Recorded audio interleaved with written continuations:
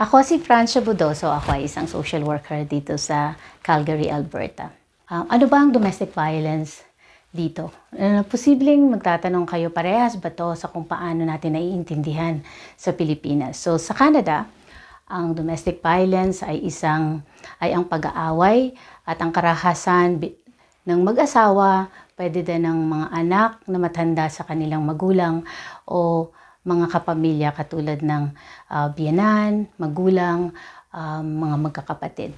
Ang domestic violence ay pinaka-importante nating maintindihan dito ay ang dalawang bagay. Una, ito ay ang pananakit sa kapwa natin, sa asawa, sa magulang, sa mga anak na matanda.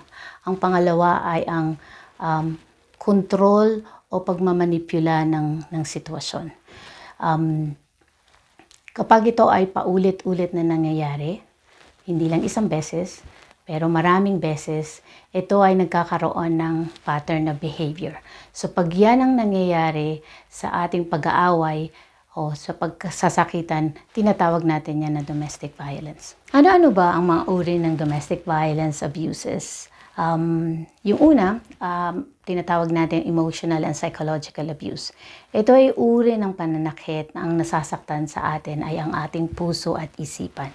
Kaya ito yung kapag tayo ay tinatawag na wala kang kwenta, hindi mo to kayang gawin, tinatakot ka na kapag ito ay hindi mo ginawa, ito ang mangyayari sa iyo, hindi ka pinapansin, hindi ka kinakausap ng matagal na panahon o tawag natin silent treatment, o pananakot na hindi mo makikita yung anak mo kapag ito ay pag hindi mo ako sinunod.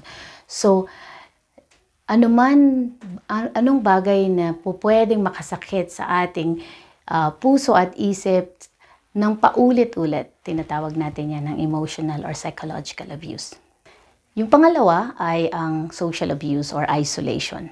Ang social abuse or isolation ay isang uri ng pang-aabuso na ang pinipigilan naman dito ay ang pag-access natin sa labas o pagkausap natin sa ibang mga tao katulad ng ating mga kaibigan, magulang, o pinipili lang o hindi mo pwedeng kausapin yung kaibigan mo. Ito lang ang mga pwede mong kausapin. O hindi paglabas sa bahay or kapag nasa labas ka ng bahay, hinahanap ka ng hinahanap, tinatanong ka kung anong ginagawa mo, nasaan ka. Ang social abuse din or isolation ay ang pagpigil sa pag-access sa social media, halimbawa. So kung nasa Facebook ka, hinahanap sino yung mga kinakausap mo doon, bakit mo sila kinakausap, o hindi ka papayagang lumabas ng bahay. Pag paulit-ulit yun, ang tawag natin doon ay social abuse. Ang pangatlo na abuso ay tinatawag nating verbal abuse. So ang verbal abuse, ito naman ay kapag nag-aaway o nagkakaroon ng problema ang pamilya o mag-asawa, nagsisigawan sila. So ito yung sigawan, murahan, at saka yung tinatawag nating name calling o tinatawag ka na kung ano-ano, katulad ng stupido, baboy ka, tanga ka.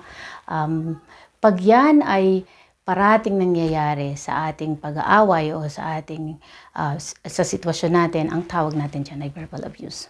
Isa sa mga klase ng abuso na sa domestic violence ay financial abuse. So, ang financial abuse naman ay hindi ito walang pera. So, kapag wala tayong pera, hindi financial abuse yan. Ang problema sa financial abuse ay yung pagkontrol sa pera. Yung isang magulang o isang tao ay hinahawakan ang pera. Hindi inaabot or binibigyan lang siya ng konting pera para magastos para sa pamilya. So ang nakapasok sa financial abuse ay ang pagkontrol sa paghawak ng pera. At minsan, ito din ay nakikita natin na ito din yung umuutang on behalf ng kanyang asawa pero hindi naman niya babayaran. So, utang sa bangko, sa mga credit cards, tapos ang asawang isa ang nagbabayad, hindi naman siya ang gumamit. Tawag natin doon ay verbal abuse. Ang isa pang abuso na tinatawag natin sa domestic violence ay yung sexual abuse. So, pag sinabi nating sexual abuse,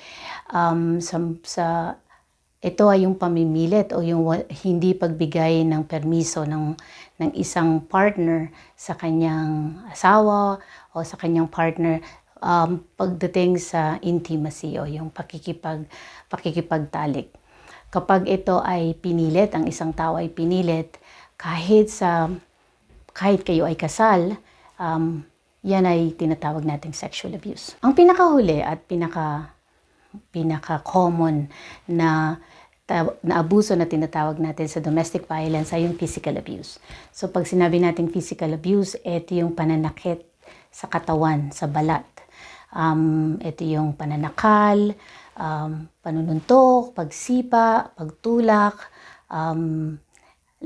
anything na nakasakit sa katawan, sa skin o sa balat, ang tawag dyan ay physical abuse. Kasali din sa physical abuse ay yung pagtapo ng mga bagay. Kahit hindi ka tinamaan, pero tinatapo ng mga gamit kapag nagagalit, physical abuse din yon. O nagbabalibag ng mga pintuan, o gamitin na pananakot ang kutsilyo halimbawa, o belt, kahoy. So kapag ikaw ay tinatakot na may hawak na weapon, ang tawag natin o armas, ang tawag natin dyan ay physical abuse.